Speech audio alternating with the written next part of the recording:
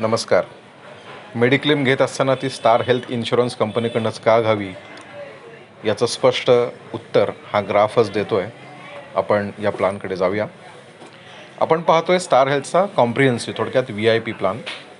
याच्यामध्ये features wise आपण बघितलं तर एक नंबरचा जो मुद्दा आहे, room and ICU standard private AC room and ICU at actuals. म्हणजे सिंगल AC स्टँडर्ड रूममध्ये आपल्याला देशभरात कुठेही ट्रीटमेंट घेता येईल. त्याचे जे काही चार्जेस असतील रूम आणि ICUचे ते आपल्याला मिळणार आहेत.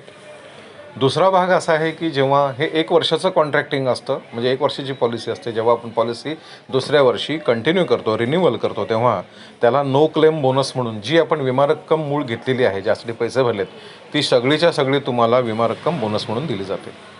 त्याच्यानंतरचा जो मुद्दा आहे तो रिस्टोरेशन. त्याचं एक फंटास्टिक उदाहरण असं आहे की मी म्हटल्याप्रमाणे 12 महिन्याची ही पॉलिसी, 1 वर्षाची ही पॉलिसी, आपण समजा 25 लाखाची पॉलिसी घेतली उदाहरणादाखल. काही कारणाने 6 महिन्यात 25 लाख रुपये अख्खेचे वापरले गेले.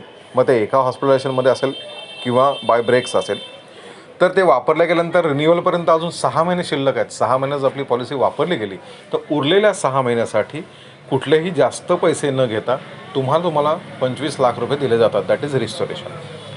त्याच्यानंतर चौथा मुद्दा जो आलेला आहे तो नो सब लिमिट्स. म्हणजे थोडक्यात कॅटरॅक्ट आहे, असे काही ऑपरेशन्स आहेत की ज्याला तुम्हाला सब लिमिट्स इतर प्लॅनमध्ये बघायला मिळतील. एका डोळ्याला 20,000, 2 डोळ्याला 40,000.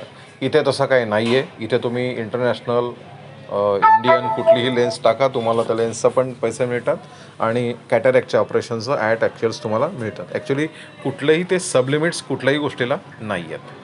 त्याच्यानंतर ह्या प्लॅनमध्ये असं आहे की मेडिक्लेम जेव्हा आपण विचार करतो, मेडिक्लेम जातो, तर फक्त जेव्हा आपण ॲडमिट आहोत तेव्हाचाच खर्च नव्हे, तर आपण हॉस्पिटलला ॲडमिट होण्यापूर्वीचा आणि हॉस्पिटलमधनं डिस्चार्ज झाल्यानंतरचा सुद्धा खर्च याच्यामध्ये दिला जातो.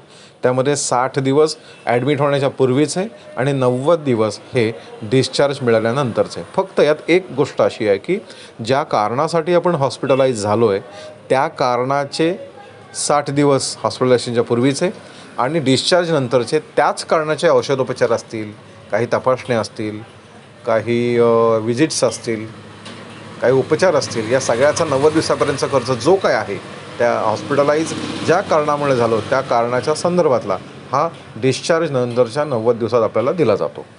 त्याच्यानंतर अतिशय चांगली गोष्ट अशी आहे की मेडिक्लेम आहे म्हणजे आपण हात धरून बसता कामा नये. तर यासाठी असं आहे की वर्षभर तुम्ही जी सम इन्शुर्ड घ्याल त्या हिशोबाने दरवर्षी 5,000 पर्यंत पर विजिट 300 रुपये असे तुम्हाला मी OPD बेनिफिटचे दिलेले आहेत.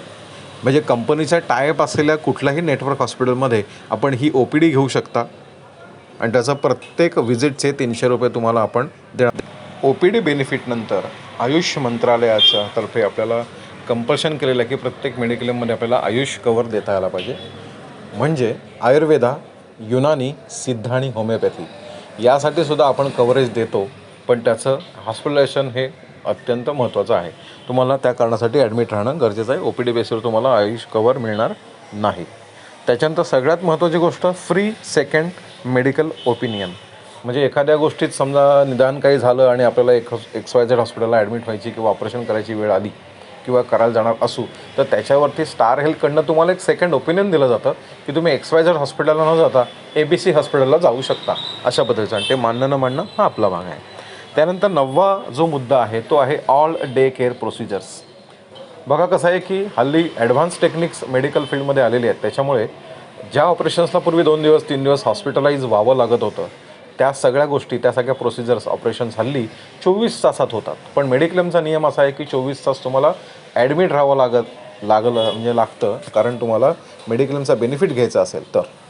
पण मग डे केअर प्रोसिजर्समध्ये असं आहे की सकाळी 8ला जाऊन दुपारी 2ला पण माणूस घरी जाऊ शकतो आणि त्याचा खर्च 20,000पासून 20 लाखापर्यंत पण असू शकतो. मग अशा सगळ्या गोष्टींचंही कव्हरेज तुम्हाला आपण दिलेलं आहे. अनलिमिटेड डे केअर प्रोसिजर्स आपण कव्हर करतो. याच्यानंतर 10 नंबरचा जो मुद्दा आहे तो इयरली हेल्थ चेकअप्स.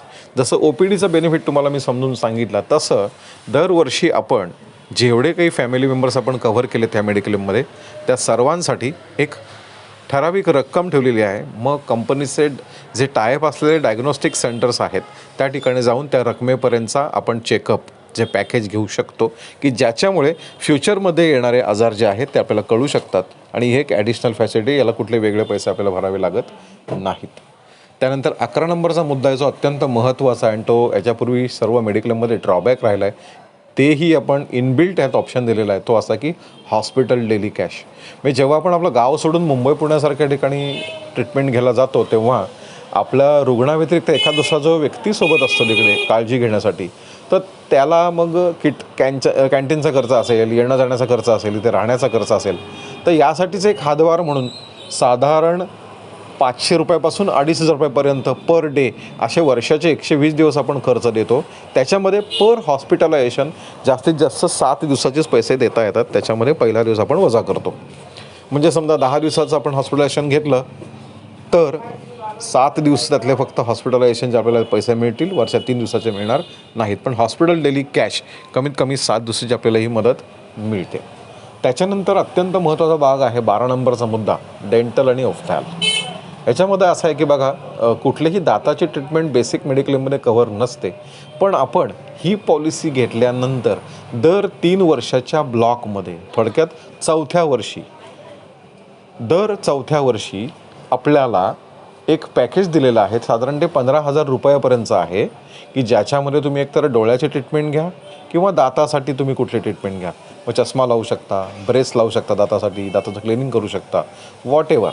मग ह्या सगळ्यासाठीचं तुम्हाला डॉक्टरांचं प्रिस्क्रिप्शन, त्याचं बिलं, ह्या सगळ्या गोष्टी दिल्या तर तुम्हाला डेंटल ऑफ्थॅलचा खर्च हा दर 3 वर्षांनी आपण देत असतो. त्याच्यानंतर न्यूली मॅरिड आहेत त्यांच्यासाठी फक्त फॅसिलिटी सांगतो की पॉलिसी घेतल्यानंतरचा 2 वर्षाचा वेटिंग पिरियड आहे. त्यानंतर बेबी जन्माला आल्यानंतर त्याला आपण मिड टर्ममध्ये ॲड करतो. त्याच्यात डिलिव्हरीचा एक्सपेन्सेस आपण एक लमसम बेनिफिट देतो, त्याच्यासाठी कुठला आपण वेगळा प्रीमियम घेत नाही. मग त्यात सिझेरियन आणि नॉर्मल डिलिव्हरीसाठी वेगवेगळे एक्सपेन्सेस एक लमसम रक्कम आपण देतो.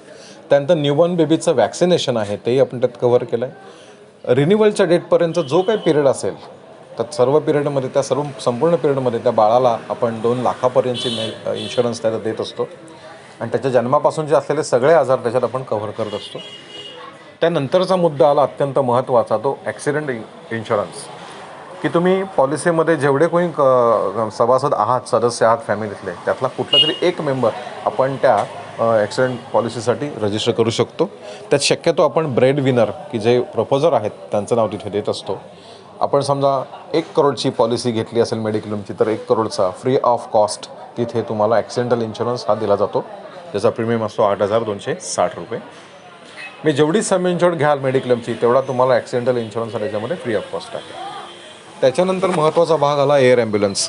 खूप वेळा असं बघितलं गेलं की रोड ॲक्सेसच नाही आहे आणि पैसे आहेत, मदत करायला माणसं आहेत, जवळ समोर हॉस्पिटल दिसतं आहे, पण जवळ इन द सेन्स की जाणं शक्य आहे असं अंतरावरती, पण बाय रोड तुम्हाला ॲक्सेसच राहिलेला नाही आहे शिल्लक. मग अशा वेळेला आपण एअर ॲम्ब्युलन्स हायर करू शकतो.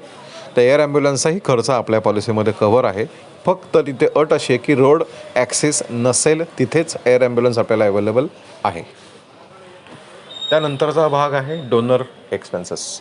आत्ताच्या काळामध्ये एवढा डेव्हलपमेंट झालेले आहेत की एखाद्या माणसाचं हृदय, किडनी, कुठलाही अवयव आपल्याला लावता येतो, तो ट्रान्सप्लांट करता येतो काही ठराविक तपासण्यानंतर. पण त्या डोनरचा जो एक्सपेन्सेस आहे, मेडिक्लेममधून आपल्याला आपल्या ऑपरेशनचा खर्च मिळणारच आहे, पण डोनरचा जो एक्सपेन्सेस आहे तो सुद्धा ह्याच्यामध्ये कव्हर आहे. मी त्याला हॉस्पिटलमध्ये आल्यापासून त्याचा अवयव काढून आपल्याला लावेपर्यंतचा जो खर्च आहे तो सगळा खर्च ह्याच्यामध्ये कव्हर असतो. त्यानंतर सगळ्यात वेगळाच मुद्दा आहे. खूप वेळा कसं होतं की काही आजार मला आहेत, मला काही औषधं चालू आहेत, अनेक वर्षापासूनची मला व्याधी आहे, मग या व्याधीनंतर अनेक वेळा मेडिक्लेम मिळेल की नाही ही शंका असते. तर स्टार हेल्थने आपल्या सगळ्यांसाठी एक उत्तम असा ऑप्शन आणले. त्या ऑप्शनला म्हणतात PED बायबॅक. म्हणजे प्री एक्झिस्टिंग डिसीजेस हे आपण बायबॅक करू शकतो पॉलिसीच्या माध्यमातून, की जो वेटिंग पिरियड आहे तो आपल्याला कमी करता येईल. सपोज माझं वय 40 आहे आणि मला 40,000 प्रीमियम येत असेल तर त्याच्या 30% रक्कम, माझं वय 40 असल्यामुळे त्या आपल्याला टेबलमध्ये दिलेलं आहे.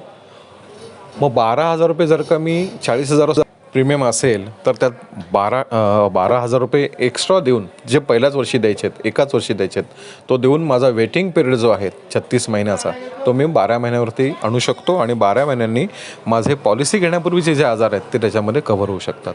असं आहे अप्रतिम 18 खूप अगदी फंटास्टिक. म्हणजे हे अशा फॅसिलिटीज कुठल्याच प्लॅनमध्ये अजून तरी देशभरात नाही आहेत. ते अशा सगळ्या फॅसिलिटीसह हा कॉम्प्रिहेन्सिव्ह, ज्याला मी VIP प्लॅन म्हणतो, अतिशय कॉस्ट इफेक्टिव्ह असलेला हा कॉम्प्रिहेन्सिव्ह, थोडक्यात VIP प्लॅन हा आपल्यासाठी बनवला आहे.